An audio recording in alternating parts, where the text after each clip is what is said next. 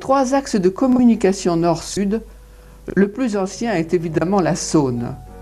Au début du siècle, la circulation fluviale était beaucoup plus intense que maintenant. Un service régulier était assuré 3 fois par semaine entre Châlons et Lyon par un bateau à aubes, le Parisien, qui assurait le transport des marchandises et des voyageurs.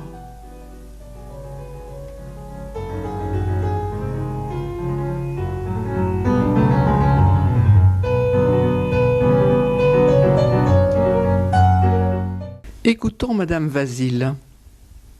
Alors ce bateau parisien, il venait de Lyon toutes les semaines. Et il apportait des tubes d'acide carbonique avec lequel mon oncle faisait de la bière Georges en bas. Alors il manquait toujours, il était plus ou moins régulier. Et on me disait, va voir sur la plaque, il arrivait à côté, si tu vois le bateau parisien. Et dès qu'il était là, mon oncle partait chercher je sais pas comment on appelait ça, comme une sorte d'obus, des grands cylindres de gaz carbonique, quoi. Monsieur Grébert. Et je me rappelle, étant gamin, d'avoir livré avec mon père des chaises pour Lyon. Et il y avait un monsieur qui réceptionnait, il y avait une gare, c'était une gare sur l'eau, c'était le ponton, on appelait ça le ponton. Et... Depuis sa jeunesse, Monsieur Clerc s'est attaché à décrire à sa façon ce qui est la vie quotidienne à Tournu. Les gosses, ils faisaient les domestiques, on était tous les gosses du quartier, on attendait, on venait, je vous explique l'histoire. Là, le bateau parisien, c'était pas celui-là, c'était un autre. Ils se mettaient à côté, puis on déchargeait les voyageurs comme on déchargeait la marchandise, quoi. Voilà, quand la marchandise était... Le sucre, c'était une affaire assez exceptionnelle, comme maintenant on n'en fait plus attention, ça. Voilà, quand le sucre arrivait là, par le bateau, il venait de Châlons, le sucre. Et là, il le descendait dedans, à l'abri, là, quoi. Puis enfin, nous, les gosses, le bonhomme, il allait boire un coup avec les gars du bateau, quoi. C'était tous les employés. Alors, nous, pendant ce temps, une dizaine de gosses, on prenait les paquets de sacs, les sacs de merde, Le sucre? Le sucre qui était impacté dans 5 kilos, comme il est toujours encore maintenant, quoi. Alors on en prenait 2, un de chaque côté, comme ça. Et puis on les montait, puis quand il était au-dessus, enfin, le bonhomme, le père Croiti, quoi, qui était l'épicier en gros, ils montaient ça chez eux, là-bas au-dessus, à la Charité, leur magasin. Le Parisien était loin d'être le seul bateau, et la voie d'eau était très utilisée pour les transports. L'activité de la batellerie amenait un grand mouvement dans le port de Tournu. J'ai vu traîner les bateaux par les ânes ou par des jeunes chevaux, des petits chevaux. Il y avait le chemin de halage tout le long de la Saône et les bateaux étaient tirés par ces bêtes. Donc ils passaient sous le pont? Oui, ils passaient sous le pont. Et ça remonte loin, les remorqueurs. Alors les remorqueurs, c'était un remorqueur qui tirait 5 ou 6 péniches. Alors, vous aviez le licorne, vous aviez le centaure, vous aviez... je ne me souviens plus des noms, il y en avait 5 ou 6. Alors, c'était tout un équipage qui... Et puis, ils faisaient la navette de Lyon au-dessus, quoi, jusqu'où ils pouvaient aller. Et ils remorquaient les péniches, c'était une route, hein.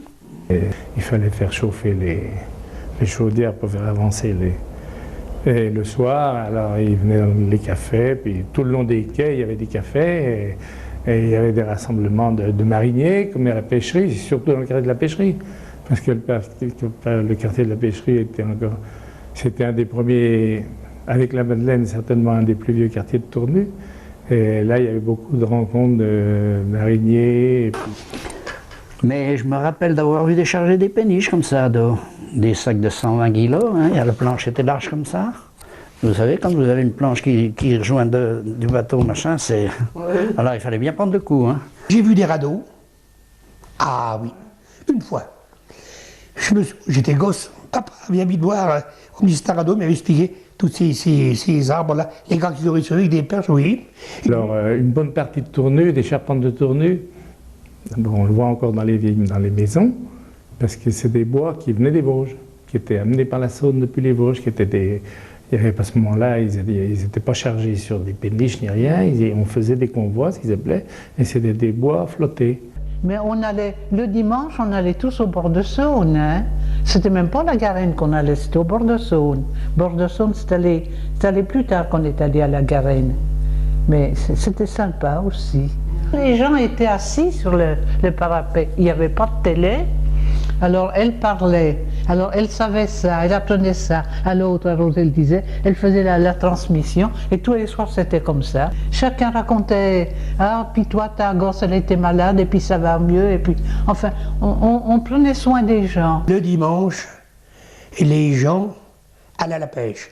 Le bonhomme allait à la pêche, la bonne femme allait leur rejoindre, et ils faisaient cuire la friture au bord de l'eau. Ah mais mes parents y ont fait, moi, ça. Et le samedi, moi, aujourd'hui, j'avais 12, 13 ans, 14 ans.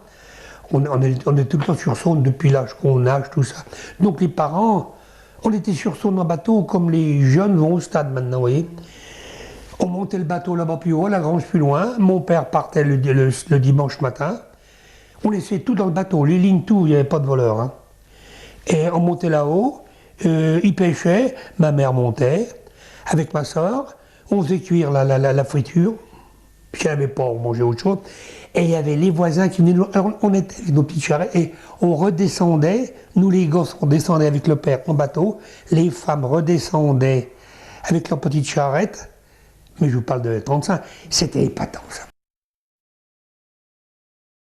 On allait se baigner, on emportait, puis on casse-croûtait, vous voyez bien tout ça. Elle était bien cette petite plage, l'autre la connaissez, de l'autre côté. Oh, moi je l'aimais bien. Plusieurs commerçants qui, avant d'ouvrir leur magasin le matin, partaient se baigner à la plage. À ce moment-là, il y avait une île au milieu de Saône qui n'a plus maintenant. Alors c'était même très bien parce que de la berge à l'île, on avait pied. Mais de l'autre côté de l'île, c'était réservé à ceux qui savaient nager parce que tout de suite, c'était profond. Oh. Bah, c'est comme quand il y avait le patinage d'hiver, il y avait des hivers à ce moment. Alors la Saône, les prés étaient tout en glace. À la baissée de la Saône, mais il y avait 1 mètre de glace. Hein. Alors là, c'était tous les ouvriers sur la prairie là. Disons les bourgeois, ils allaient sur les creux de la Croix, et puis sur l'étang là-bas. Oui, mais ça, c'est les gros hivers. Ils se mélangeaient pas. Hein. Ça patinait, eux, ils patinaient. Ah oui, ils étaient en... Ah non, ça se mélangeait pas. Hein. Mais c'était noir de monde sur la glace. Tous les creux de la Croix, c'était noir de monde. Et puis alors la prairie... On a eu traversé la Saône, pas moi. Oui, quand elle a été gelée complètement, une année ou deux. Plusieurs fois. Mais enfin, la plus importante, c'était en 29. En 29. C'est passé un char à bœuf. Si elle savait être un lieu de plaisir, la Saône était aussi un lieu de travail. Témoin, les fameuses plattes. Donc c'est lavandières qu'on appelait des femmes de plates, réellement, puisqu'on appelait ça des plates, c'était des bateaux plats, donc sur lesquels leur planche à laver était inclinée en direction de la Saône, bien sûr.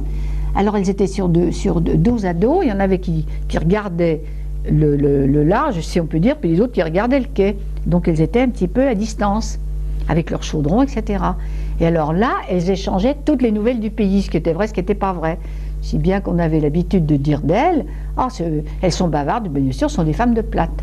Et dans le bout de la plate, il y avait des grosses chaudières pour faire bouillir le linge. Et ce linge, il était ramassé par les femmes qui avaient leur clientèle.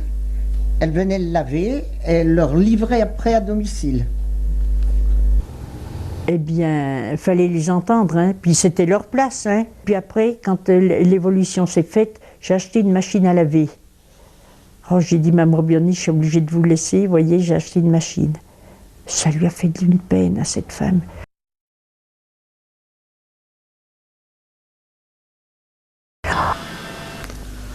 Au début du siècle, la pêche n'était pas seulement un loisir. Et on partait à 8 h du soir, il fallait déjà faire 7 km à la rame, dans le froid, dans les grands vents, enfin tout, comme ça se présentait. Et puis on pêchait jusqu'à 2-3 heures du matin. Non, c'est-à-dire quand il fait vraiment froid, comme je vous disais, pas moins 4, moins 5, parce que moins 2, moins 3, c'était pas rare. Alors il avait un petit braseau, mon père en fer, comme ça. Puis on mettait une tôle au fond du bateau, puis on mettait le braseau. Et on l'allumait parce qu'on partait toujours la journée, quoi, enfin avant la nuit. On préparait tout ça, puis on mettait du coq, parce que le coq, ça se voyait moins. Alors, et puis ça tenait sa chaleur. Et puis quand on avait pêché jusqu'à 1h du matin, il y avait une halte là. Impossible de parler de la Saône sans évoquer ses nombreux débordements.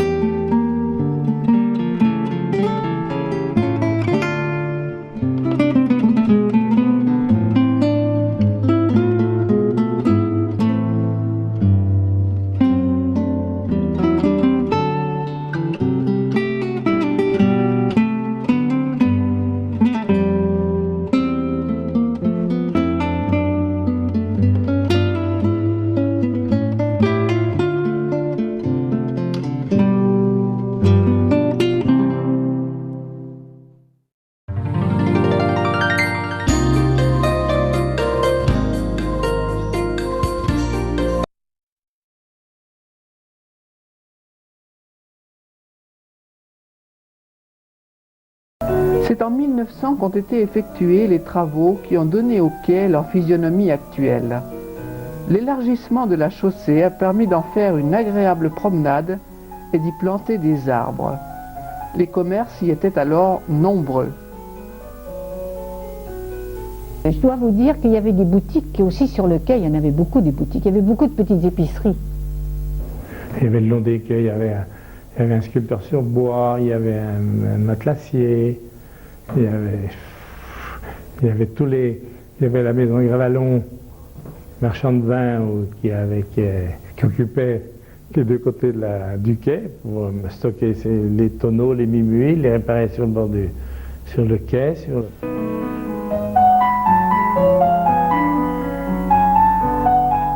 Le quai Nord était lui aussi très animé. Le lieu était plus connu sous le nom de quartier de la pêcherie.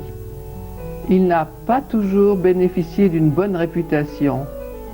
On y a même parlé de contrebande d'allumettes.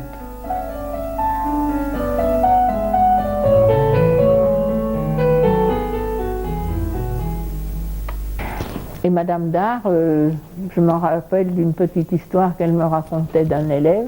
Elle aussi avait été institutrice. Elle avait fait une leçon sur la fabrication des allumettes. Un gamin avait répondu, on prend une petite bouchette de bois, on la trempe dans le phosphore, enfin toute l'explication. Et un autre gamin se levait et dit, oh mais madame, moi je sais ce qu'il faut faire avant, il faut bien fermer la porte à clé. Vrai ou fausse, les histoires de la pêcherie ont longuement alimenté les légendes tournusiennes. Dans ce même quartier se trouvait l'usine à gaz qui alimentait toute la ville. Ah ben c'était une attraction pour nous ça. Parce qu'on était toujours à la pêche, l'hiver était à la pêche à la ligne, quoi, je veux dire. À ce moment, quand on était gamin, tout le monde pêchait. Des fois, on prenait ses bancs de pied et tout, l'hiver, on faisait pas attention. Ou alors dans la neige et tout. Alors, où on allait chauffer à l'usine à gaz. Puis des fois, pour pas se faire engueuler par la mer, eh bien, on allait faire sécher le linge là-bas. Parce qu'il y avait le père Juissot qui tenait ces Juissot. Alors lui, c'était vraiment quelqu'un de bien, il était gentil. Puis sa femme aussi. Et les vieux aussi, il y avait des gens, souvent on se retrouvait là, à discuter, on chauffait le dos, puis on se retournait, on chauffait comme ça. On restait des heures des fois, l'hiver. C'était sympa. Une anecdote sur l'usine à gaz, c'est qu'en période de coqueluche, toutes les mamans allaient promener leurs gosses autour de l'usine à gaz. Pourquoi?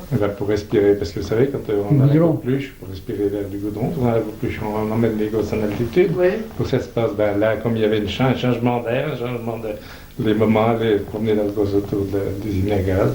Ah bon? Je ne connaissais pas ça. Si. Saône, lieu de vie, lieu de travail et de loisirs. Saône aussi, ligne de partage entre deux régions bien différentes.